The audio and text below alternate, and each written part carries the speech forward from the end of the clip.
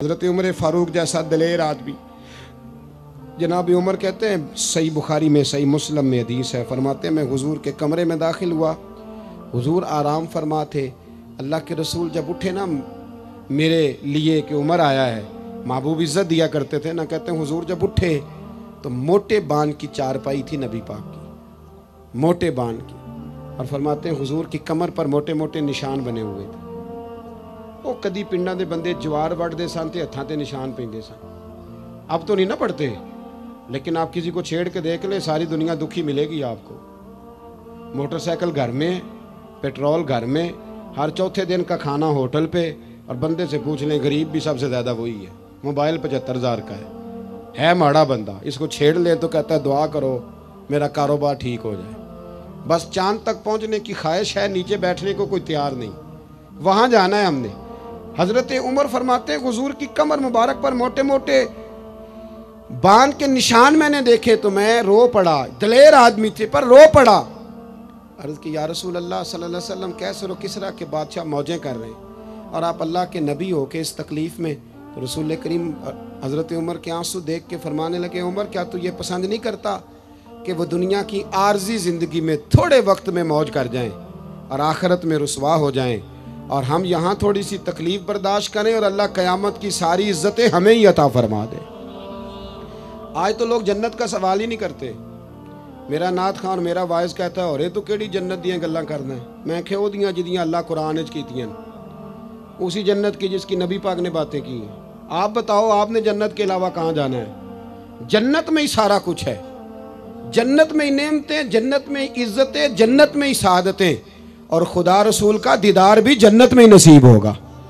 اللہ نبی بھی وہیں ملیں گے، امام حسن حسین بھی وہیں ملیں گے، صحابہ کرام بھی، لیکن جنت کا مذاق اڑایا جاتا ہے۔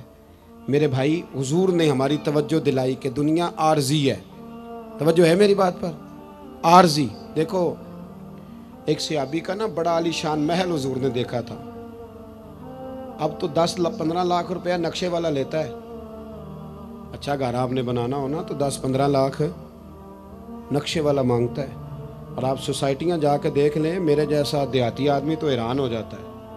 خیر میں نے تو پیروں کی پیر صاحب کی پجاروں دیکھ کے بھی حیران ہی ہو جاتا ہوں، میں تو چھوٹا آدمی ہوں تو میں تو اکثر حیران ہی رہتا ہوں، کیا لاؤ لشکر ہیں، کیا کمال ہے، درس فقیری کا، انداز امیری کا، کیا مطلب انفرادیت ہے اور کیا حسن ہے، کیا کمال ہے، تو حیران ہو جاتا ہوں۔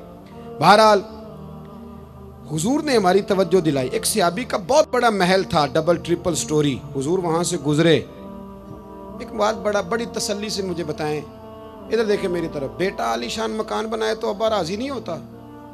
استاد پیر صاحب راضی ہوتے ہیں نا کہ ماشاءاللہ ہمارے بچے کا مکان ہے، پر حضور نے وہ اتنا بلند و بالا مکان دیکھا تو حضور کے چہرے پہ ناراضگی آئی۔ یہ مشکات کی حدیث ہے۔ جب وہ صحابی گھر آئے تو لوگوں نے بتلایا حضور آئے تھے پر تیرا مکان پسند نہیں آیا، رنگے چمن پسند نہ پھولوں کی بو پسند، ہم کو ہے وہ پسند جسے آئے تو پسند۔ انہوں نے پوچھا بھی نہیں جا کے کہ حضور اس کا کیا کروں، چھت پہ چڑھے اور اوپر والی منزل گرا دی، پھر نبی کریم کی بارگاہ میں آئے، عرض کی حضور جو آپ کو پسند نہیں تھا میں نے گرا دیا ہے۔ حضور فرمانے لگے اتنی عمارتیں نہ بناؤ جو تمہارے لیے قیامت میں وبال بن جائیں۔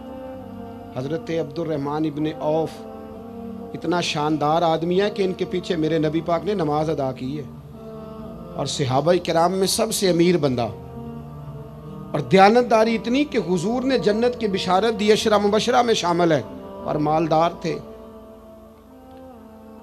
حضور کے وصال ظاہری کے بعد نا حضرت عائشہ صدیقہ کے دروازے پہ بیٹھ کے رویا کرتے تھے۔ تو اماں جی کہتی عبد الرحمن کیوں روتے ہو؟ تو عرض کرتے اپنی بولی میں، کہتے اماں جی امیر حمزہ مجھ سے افضل تھے، اور جب دنیا سے گئے تھے تو کفن کا کپڑا بھی کوئی نہیں تھا۔ مصعب ابن عمیر مجھ سے افضل تھے، جب دنیا سے گئے تھے تو ان کے وجود پر کفن بھی پورا نہیں تھا۔ میں ان سب سے چھوٹا ہوں پر اتنا مال ہے، سوچتا ہوں حساب کیسے دوں گا، اماں جی میرے لیے دعا کر دو، میں کہیں قیامت میں الجھ نہ جاؤں۔